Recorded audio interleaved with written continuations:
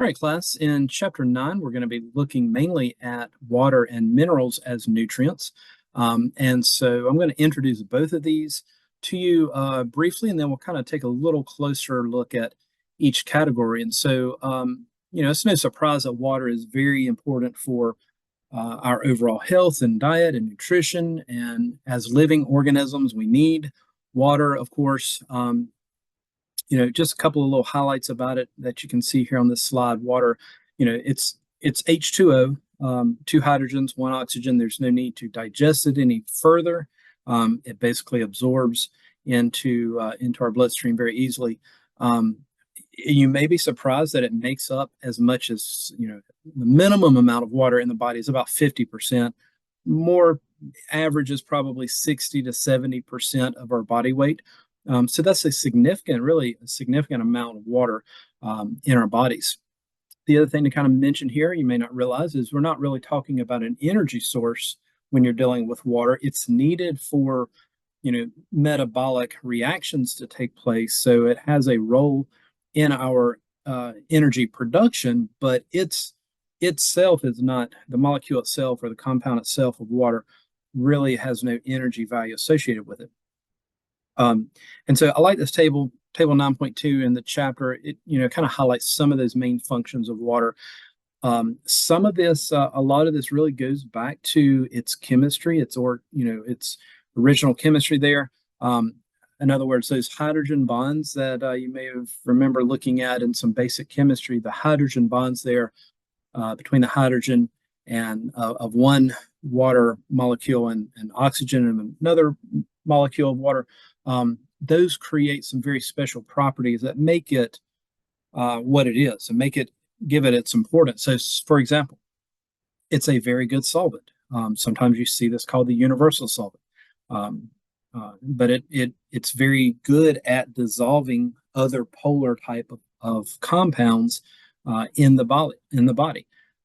And so part of that again goes back to its chemical configuration. You're going to find it in a lot of places in the body, including anywhere you have bodily fluids, whether it's in our blood or the blood plasma. That's about 50% water, or your blood is 50% water, and that's because of the plasma component. It's in our saliva, sweat, tears, mucus, even inside of our joints. You have a joint cavity that has fluid there. So it's found in many different places inside of the body. It helps to remove waste. It helps to transport things. There again, it's in the blood plasma. It's transporting ions, it's transporting hormones, all kinds of chemicals. The blood cells are being transported through the plasma, through the water. Helps to lubricate tissues, helps to balance your body temperature. Body temperature somewhere around the 98.6 degree area. And so it definitely helps us to kind of regulate our body temperature. Some chemical reactions down here helps to break down and digest foods. It helps in different metabolic chemical reactions. So, there again, it does have some energy association, even though it's not directly used as an energy source. Also helping to maintain our blood pH range, which is 7.35 to 7.45.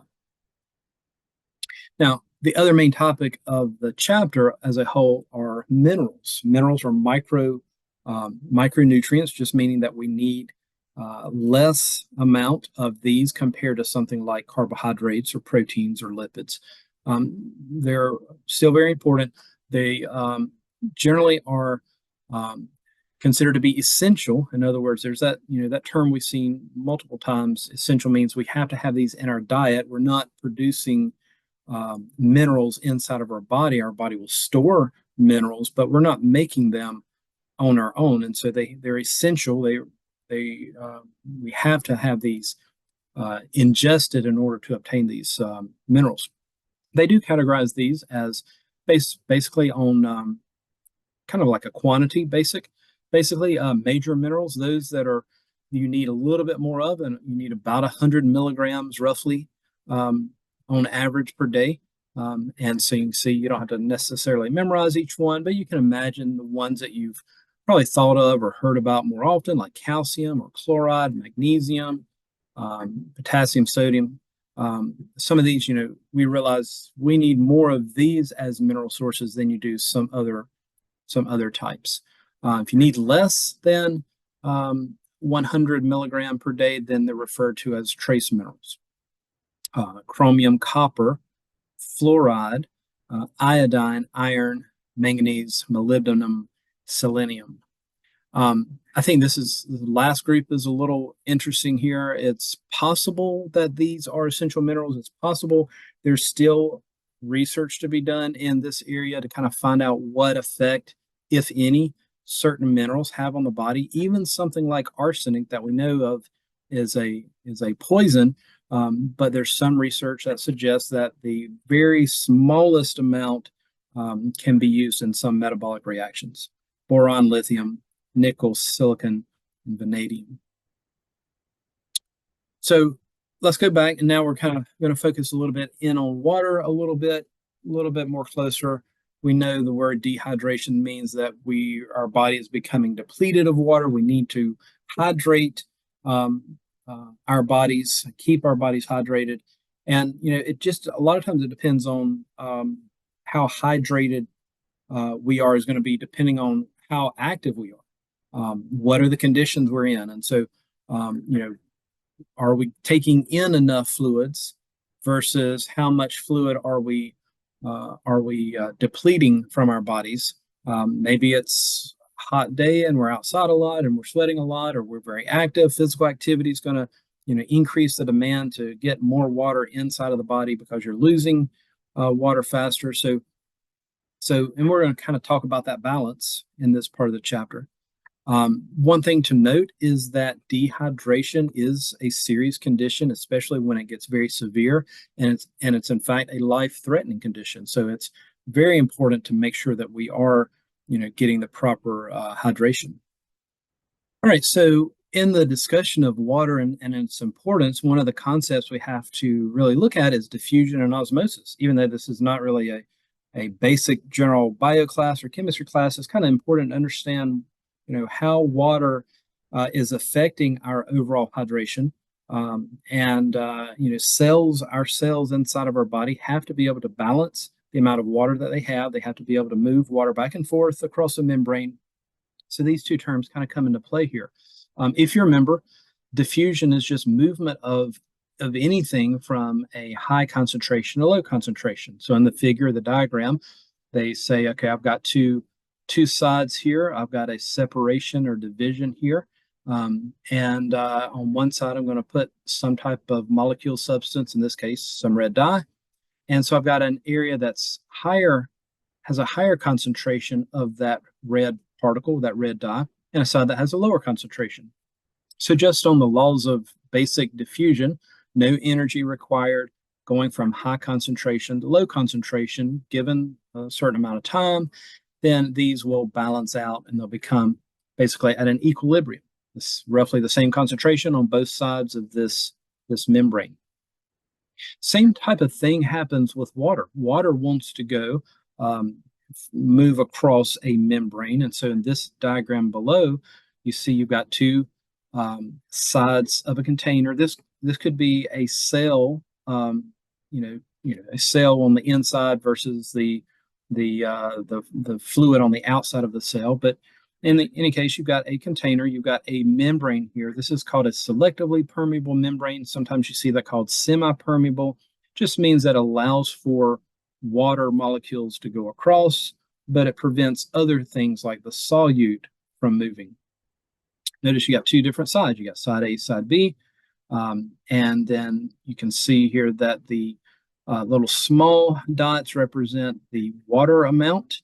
And then you've got the larger molecules here that's representing this, whatever's dissolved here in this water. Could be sodium chloride, could be salt or glucose or whatever solute you have dissolved. Notice after a given amount of time that water wants to go across this membrane toward the area, toward the side that is more concentrated. All right, so water's going toward the concentrate. It's following the salt, if you want to think of it that way. It's following the solute. There's more dissolved particles on side A, And so water has that tendency to flow toward those areas in that area. And so that helps our bodies balance the concentration requirements of our cells. Our cells need to have a certain amount of dissolved ions, solutes inside of the cells. And so we need water to be able to balance that out, either coming into our cells or going out of our cells. And usually that number somewhere around 0.9% concentration on the inside of our cells. One of the things to think about, we kind of mentioned a little bit about this already, is that our the body fluids that we have, the water that we have inside of the body can either be categorized as intracellular versus extracellular. Intra meaning inside. You've got water that's stuck inside of our cells. You know, some estimates suggest we have literally trillions of cells, so lots of water compartments inside of our cells, or spaces for water, which would be our cells.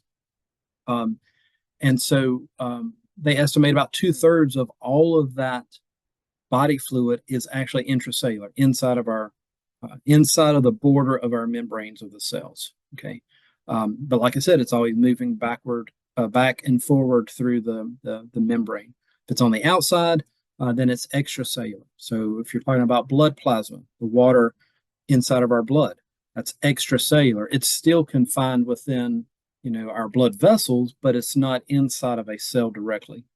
You could be talking about fluid that's interstitial fluid, or you could talk about the fluid that's, the CSF fluid that's around our brain and spinal cord. So all of those are extracellular examples. And again, that balance, that homeostasis, that equilibrium is basically maintained by having the correct amount of ions or electrolytes, charged particles, where they need to be, and that helps to balance out how much fluid that I have either inside the cell. Here's my double layer lipid bilayer membrane of a cell. So how much fluid I have inside the cell, intracellular versus extracellular. And remember, water can go across this membrane.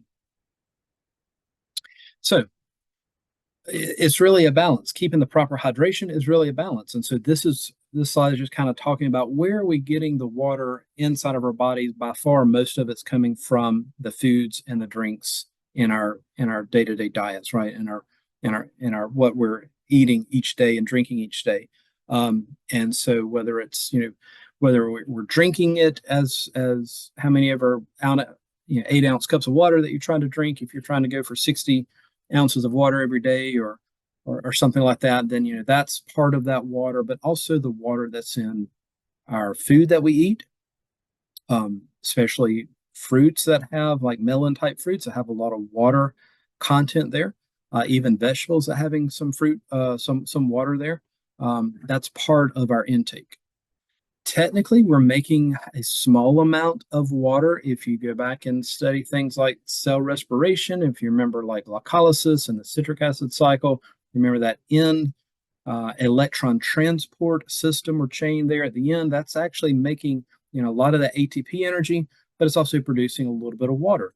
And our cells can actually benefit from that water. The only thing about that is it's about roughly 10% of the total amount of water that we can use. It's a very small amount of metabolic water being produced. So we really do have to rely on what we ingest in the foods that we eat and the beverages that we drink. So it is, again, kind of a balancing act. Are we taking in the proper amount, at least equal to what we have as our output? And so this slide here kind of looks at, well, what are our output? Let's say, for example, our input is roughly 2,500 milliliters, 2.5 liters of water fluid a day. We're probably outputting that amount. So we need to make sure we're taking in what we are excreting out of the body. Of course, most of that is through urine. 1,500 milliliters, and this is just on average, but roughly about a liter or 1 to 2 liters or somewhere in that zone. You've got urine. We realized, we got sweat. and maybe a little bit still left over in our feces, but very little. But one of the areas that we don't think of many times is just some expired air, the moisture that's in the air that we breathe. That accounts for really a significant amount of water loss, about 300 mils roughly on average a day. And just a little bit of, if it says insensible, that just means we're not really aware of it. We don't know the exact way to measure that, or if it's not really possible to measure, but roughly 400 mils of just perspiration that our body is just getting rid of extra moisture. One of the things to kind of think about as far as water goes is that it's the job of our kidneys mainly to try to balance water and balance the ions. If you hold on to more ions, such as sodium or potassium, then you're going to generally hold on to more water, retain more water. And so one way the kidneys can help with that is to get rid of extra ions, get rid of extra sodium, and that helps us to get rid of extra water if we need to, right? It's a balancing act. And of course, you've got hormones in place to try to help with some of this as well. The other thing that water helps us to do and the kidneys help us to do is to flush out some of those metabolic waste. And that's one way that we can do that. You're going through digestion. We talked about proteins before. You break down the proteins, you produce a little bit of waste products, nitrogen containing waste products from that metabolism. You need to get rid of that. And so one way we can do that is convert that into urea. Then the kidneys can remove that, and we can flush that out through the kidneys. A couple other things about water is this word diuretic. You've probably seen this before. These are any kind of substances or chemicals that have an effect on our bodies to increase how much urine is being produced and released from the body. One of the things that we have in our diet, sometimes caffeine and alcohol, both of these are diuretics. And so it's important, for our overall hydration to recognize the effects that caffeine have and alcohol effects on our overall hydration. And so if you're having a problem, getting and you're not having the proper hydration, take a look at, well, how much caffeine am I consuming a day, or how much alcohol do I have? Because those are going to cause us to get rid of extra fluid. And like I said before, it does involve certain hormones. We don't have to go through all these hormones today, but ADH, antidiuretic hormone from the pituitary gland, aldosterone from the adrenal glands, both of those have essentially the same impact. They kind of go through the process a little differently, but both of those hormones are causing us to hold on to extra water, hold on to extra fluid. Aldosterone directly helps you to retain sodium from the kidneys, which means if you're retaining sodium, you're going to start retaining more water. ADH, antidiuretic, directly targets the kidneys and helps it to decrease how much water is eliminated, so it helps to retain more fluid also. Can you have too much? Yes, and we kind of talked about this before too. You can have too much of anything, including water. Now, and so that's called water intoxication. Water, even something like water, can be toxic to our bodies or cells, or can damage like our kidneys if we have too much. Now, the thing here usually is that you have too much at a particular interval or particular time. The problem becomes you overload the kidneys, and it causes the sodium ion concentration to be diluted, so that concentration goes down, and we have to have the right amount of sodium for things like muscle contractions and brain functions and nervous system functions, for organ functions and things. So that it really disrupts the water balance. Sometimes you may see this if you have you're an athlete, or you're very physically active, and you're sweating a lot, and the tendency is to drink lots and lots of water very, very quickly, or fluids or Gatorade or whatever, and you can just drink too much that it can cause some problems with that ion balance. If that's the case, It could cause some neurological problems such as drowsiness with the central nervous system, nausea, vomiting, confusion. All those kind of go together as far as the nervous system goes. Muscle coordination becomes impaired a little bit, and extra weight gain with extra water um, retention there. Section 3, we're going to start briefly and talk a little bit about minerals. And what I wanted to do is just kind of introduce a couple of things here, and then we'll have another video that kind of goes through different mineral examples and some of the main ways that they affect our body. And so, in general, there's about 15 mineral elements. Again, that the body is going to be needing. We kind of introduced most of those at the beginning of the video.